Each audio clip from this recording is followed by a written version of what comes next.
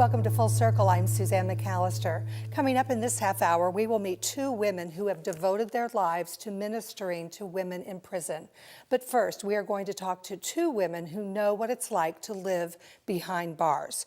I am pleased to have two ex-offenders on the program. We have Barbara Tompkins. She served 14 and a half years for felony murder.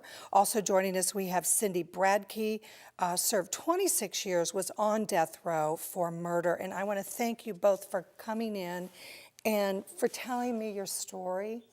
I just wonder, when you talk about going in prison and out and how your life has changed and the transitions that have occurred into your life. Barbara, I'd like to go back to you. Do you remember what that first day was like when you had to go to serve your time?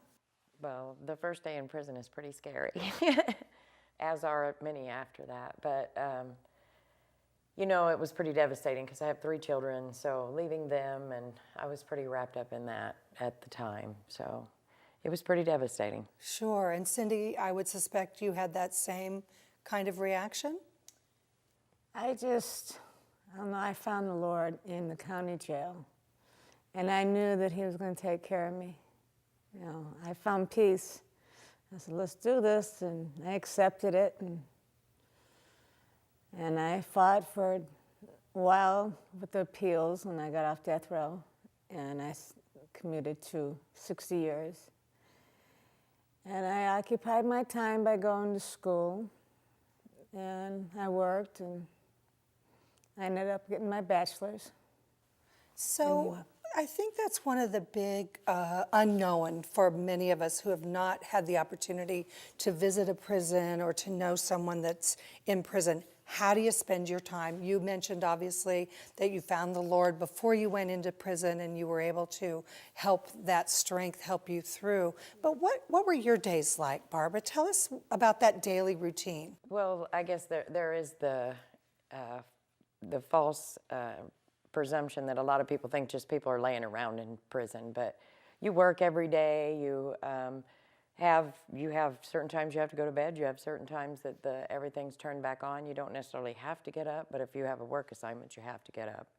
You know, it's pretty regimented. You know, you're told everything, when and where to go, and everything to do, basically. So that's different from living your own life to go into that, I guess. Absolutely. Quite a big difference. So what about your own safety, Cindy? Were you ever concerned about your personal safety? You know, we hear about gangs and we hear about how difficult it can be dealing with the system inside.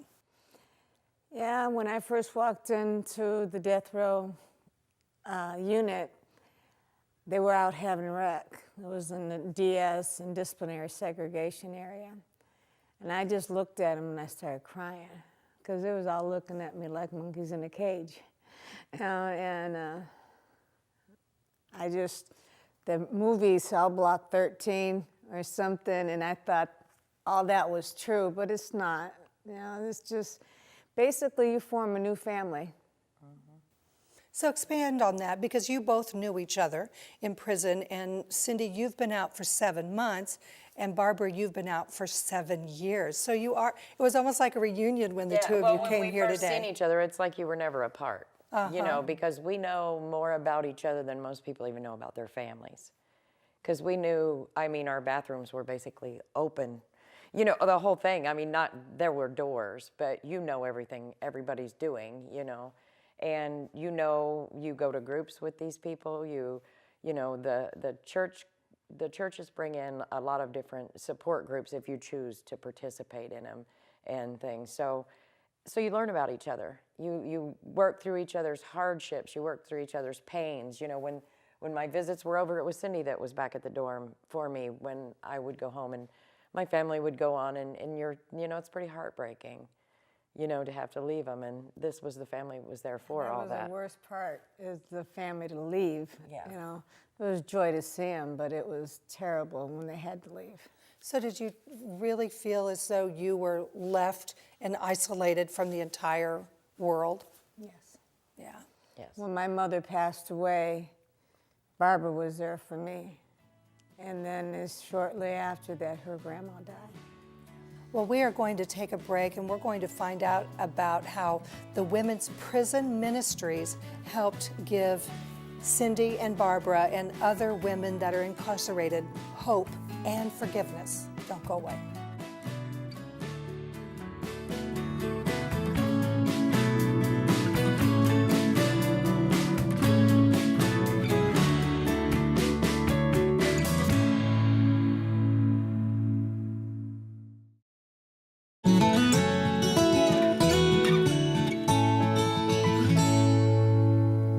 Welcome back to Full Circle. We're continuing our conversation about women's prison ministries. Two ladies that I'm talking with in this segment of our program both served time. I want to ask you both, do you feel that now that you have served time, that people still hold that as something against you? Have you been able to process that part of your history and move on? How have you been able to adjust, in other words? Barbara? Employment has been a real struggle for me. I received an associate's and a bachelor's degree while I was incarcerated, and when I came home, I got a master's degree, and I thought all this education would do me well. Well, most generally, when you go for a job that has anything to do with a master's degree, they do a lifetime background check, and I'm a convicted murderer, so that doesn't look good, and I've struggled with that, you know. And that's a lot of it, even with your own families, your own group, your own people. There are preconceived notions of what we are and who we are and what we're capable of and those kinds of things. And I guess that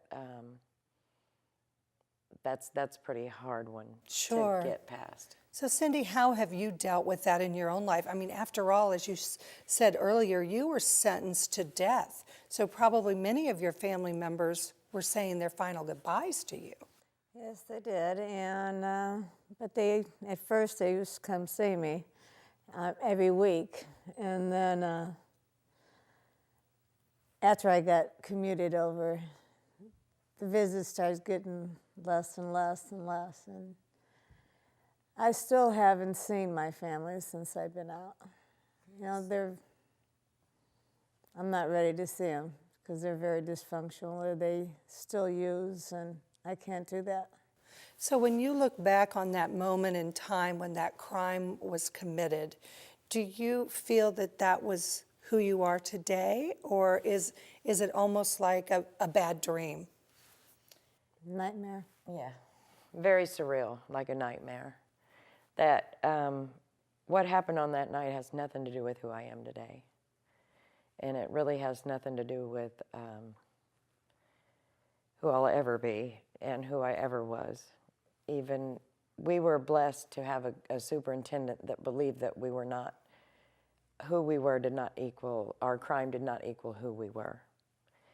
And that's one of those things that was hard when I came out, because the general public doesn't feel the same way as Ms. Blank did. So that's a really hard pill to swallow, but. And I think that's why programs like this are really helpful, because now we have a face, we have a name, we have a story, and we realize that while you admit that something went terribly wrong in your life, through the ministry and through your own forgiveness of yourself, you have changed and you are going about helping change other people's lives. Cindy, let's go back. You mentioned earlier that through receiving the Lord while you were still in county jail, that helped you process what was going on. Tell me about the prison ministry, exactly how that seemed to give you hope and forgiveness. Oh, they were wonderful for me. And when I was on death row, Friends Fellowship did come up every Sunday and have church with me. And anybody else on disciplinary area, they could come up and have church also. And so we bonded together when I got with the population, and I wasn't always segregated. And I tried to get baptized after I accepted the Lord, and the chapel there would not baptize me because I was baptized as a baby, as a Catholic. And to me, I didn't know nothing about it. And when I started reading the Word, that's what I believed in. I believe in Jesus Christ. I don't believe in no religion or anything like that. I just know that Christ is for real. And he's my Savior. He forgave me. And who am I for not to forgive somebody else? So. Absolutely. Before we run out of time briefly, Barbara, there may be a young lady in our audience that is making bad choices in her life. Perhaps she's been disciplined and she's going down the wrong path. From experience, what would you say? I would say just find it in yourself, that good place, that good spot that you want to be, and do everything you can to get there. There are wonderful people, like with Friends Fellowship. They came in and they fellowshipped with us. They brought in groups, self-help groups, to improve yourself. And then they also continued to love us when we come outside. Because like Cindy said, she hasn't even seen her own real family yet. But she's had plenty of family time with the people that we met in Friends Fellowship and other Christians that came in, and they still share the Christian love with us. So, well, I'd like to thank you both for sharing your story with us, and God bless you both. I've been talking with Barbara Tompkins and also Cindy Bradkey. And when we come back, we'll find out more about Friends Fellowship. Stay with us.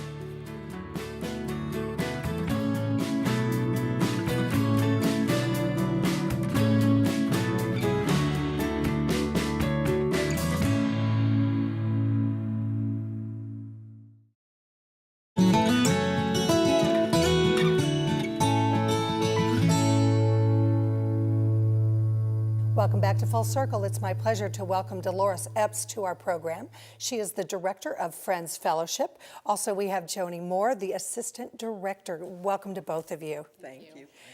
Well, as we have been talking on today's program with our ladies who did serve time in prison, you are going in prison for a different reason. You are there to minister to women who are incarcerated. Dolores, tell me a little bit about the program and why it is so unique.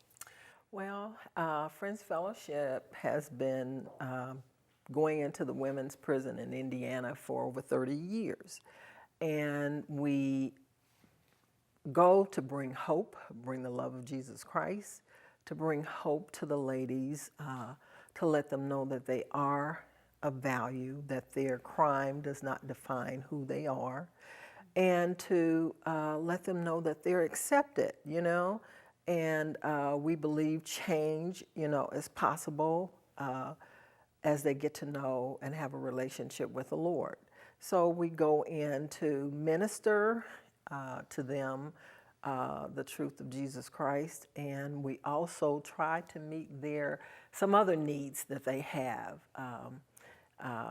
and that we help them celebrate their birthdays on a monthly basis, and we've been doing that for over 30 years, yes. So Joni, I'm wondering, in what Dolores has just told us in terms of the things that you provide, in terms of encouragement, do you find that for some of the women that's the first time in their lives that perhaps they were ever told that they were of value?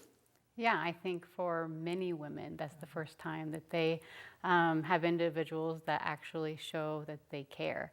And I think that is what is unique about our ministry, is we're able to go inside of a prison and show that we really do care about who they are and not the crime that they've committed.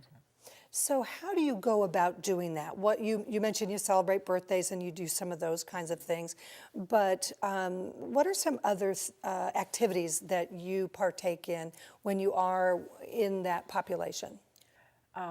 We have one-on-one mentoring with the ladies. IDOC has a program where you can become a mentor. And we also, we have ladies that volunteer that can't go inside, and they're pen pals. So we offer a variety of things. We have a card ministry because the ladies, we give them, they get cards once a year at Christmas where they can communicate to their loved ones. And so we have a card ministry, and we collect cards all the time. So there's really so much about that communication piece that I'm hearing. Joni, I wonder what you personally get out of this. You know, a lot of people have asked that question because they want to know why do we go into a prison? you know, that's usually the place that most people want to stay away from. Sure. And honestly, it's amazing how blessed you can be by being in ministry, because initially you go in to be a blessing, and then you find out that you're ultimately the one that comes out blessed. Yes. And I think that that has truly been why we continue to do what we do. And then once our volunteers go in and they get that same feeling, you know, it's just an amazing thing. And as you said, Dolores, you've been doing this, the organization, for 30 years Yes, now. yes. So obviously you are making an impact. Can you give us an idea of some of the changes that you have seen in some of the women that started out in your program, and perhaps at the time when they had served their time, some of the growth that you've seen in them personally? Well, the two that you've interviewed earlier, there's been a lot of growth. How they feel about themselves as opposed to wanting to do more. Barb has a bachelor's, a master's degree, you know. And some of those things start inside the prison, but to be able to continue from there, we've seen a lot of lives changed. Reputations, some of the ladies might go in with a bad reputation, and by the time that, even before they leave, you know, by participating in programs, ministries such as ours, you know, and getting encouragement, their reputation changed right there inside the prison. And that has to be really rewarding. Yes, it is. But I understand it's very difficult, and I shared with both of you that I have a master's in counseling and educational psychology and did work with the boys' school. And unfortunately, you would see the kids go out and back in and out and back in. And we want to end that cycle.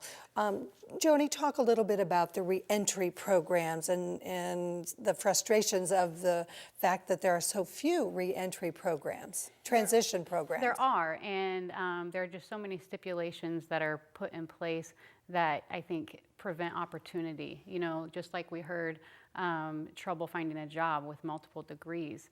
And, you know, it's something that we want to do as an organization, is we want to provide more hope and have access to more resources so that we can help them once they come out. Because, you know, for many women, there has been a true internal change. Yes. And we just want them to be able to show that. And we want to be able to recognize that with what we do by way of support once they are back home. Yes. Right. Yes. So what are some of your greatest needs, Dolores? Well, one is volunteers, and I think financing the things that we do, the books that we present to the ladies, the Bibles, the just hygiene products, you know, and even offering them help with a place to stay once they come back out into society, and while they're looking for a job. So we help every area that we can. Well, I want to God bless both of you for what you have done. I've been talking with Dolores Epps. She's the director of Friends Fellowship. Also, Joni Moore, who's the assistant director. If you would like more information about the program, go to our website, fullcircleshow.net, and we'll have a link to the Women's Prison Ministry. So if you have it on your heart to help out, that's the way to start and get connected. Ladies, thank you. Thank you. Well, we are back with our music showcase after this.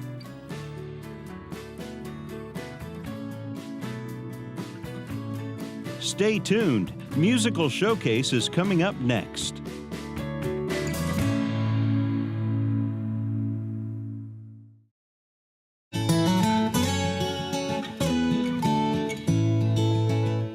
And now, here's our musical showcase. Welcome back to Full Circle. If you'd like more information about the topics we've covered on today's program, be sure to visit our website, fullcircleshow.net. Well, coming up in our music showcase, here is Mark and Bowden. I'm Suzanne McAllister, and I'll see you next time, Full Circle. It's better to fall out there than to never go. It's better to get cut down than to never grow. It's better to love with loss than to never know. It's better to burn out fast than and fade out slow. What are you waiting for? It's holding you back once more. Why can't you make your move? What more can he do to prove his love for you? So won't you give in into the fall? Won't you let go of it all?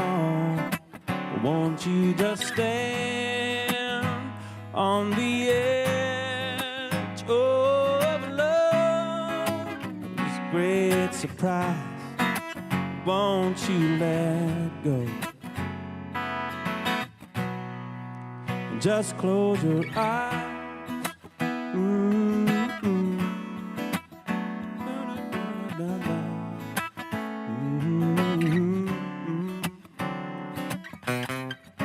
It's better to say it now than to hold it in.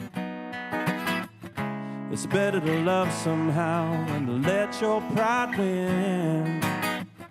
It's better to lose with love than to gain with sin. It's better to face your fears than to just pretend. What are you waiting for? It's holding you back once more. Why can't you make your move?